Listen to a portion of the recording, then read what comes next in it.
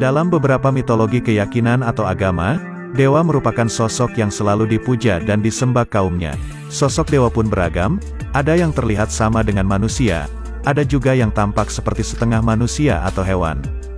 Bahkan juga muncul banyak keyakinan terhadap sosok hewan yang dianggap suci dan haram dibunuh karena berkaitan dengan dewa yang disembah. Berikut bocah yang dianggap titisan dewa.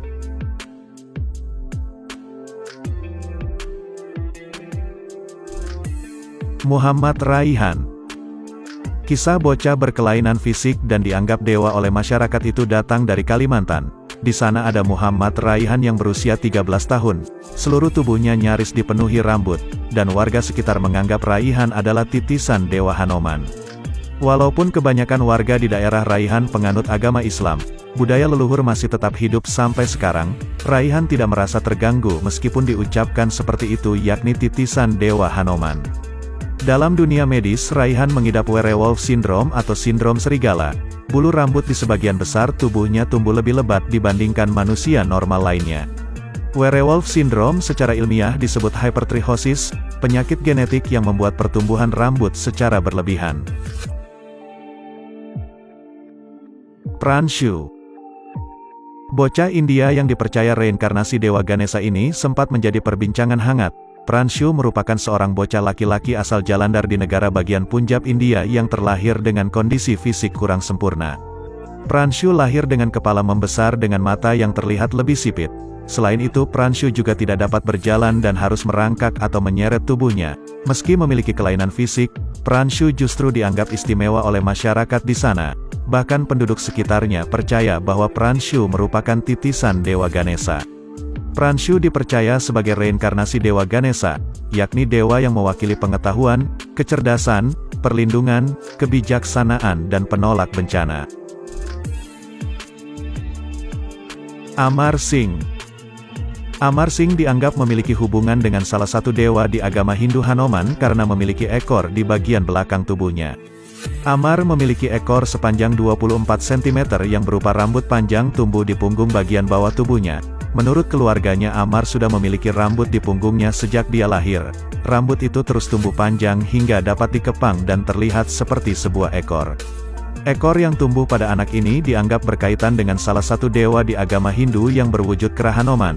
Karena itu penduduk di Uttar Pradesh, India Utara, tempat Amar tinggal, mengagungkannya layaknya dewa. Amar dianggap sebagai sebuah anugerah dari Tuhan. Para warga juga menganggap Amar memiliki kemiripan dengan sapi yang dianggap suci dalam agama Hindu. Manpreet Singh. Manpreet Singh tampak seperti balita menggemaskan pada umumnya. Tetapi siapa sangka, usia Manpreet yang sebenarnya adalah 23 tahun. Manpreet Singh menderita sebuah kondisi misterius yang membuatnya berhenti tumbuh saat menginjak usia 1 tahun. Hal itu membuatnya seperti terperangkap dalam tubuh bayi dengan tinggi hanya 60 cm dan berat kurang dari 5 kg.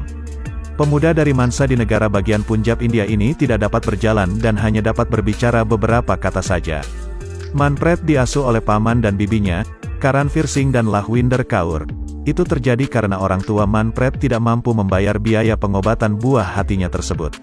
Penduduk setempat menganggap Manpreet sebagai dewa dan secara rutin datang ke rumah Karanvir untuk meminta berkah dari Manpreet. Bocah bertangan 3 dari Nepal. Seorang gadis cilik berusia 2 tahun asal Nepal dilahirkan dalam kondisi yang langka. Ia mengalami pertumbuhan yang tidak biasa, yakni memiliki 3 tangan, 1 diantaranya berada di bagian punggung. Lengan kecil yang berada di bagian punggung bocah bernama Gaurab Garum tersebut tidak bisa bergerak. Kondisi langka yang terjadi pada Garum dialami 1 di antara 1.500 bayi di dunia karena lengan itu terus tumbuh dan mengganggu tidurnya. Sang ibu Kalpana menjadi khawatir anaknya tidak bisa tidur dan tidak bisa mengenakan pakaian. Karena tak punya cukup uang untuk mengoperasi anaknya, keluarga kecil yang tinggal di sebuah komunitas Hindu di distrik Tanahun ini memutuskan membawa Gaurab ke dukun spiritual. Dukun spiritual menyarankan untuk tidak menghilangkan lengan belakang Garum karena bisa berdampak buruk. Sang dukun juga melarang Garum pergi ke dokter, tapi akhirnya Asis, ayah Garum, membawa bocah cilik itu ke ibu kota Kathmandu agar bisa mengikuti scan di Grande International Hospital. Itulah bocah yang dianggap titisan dewa.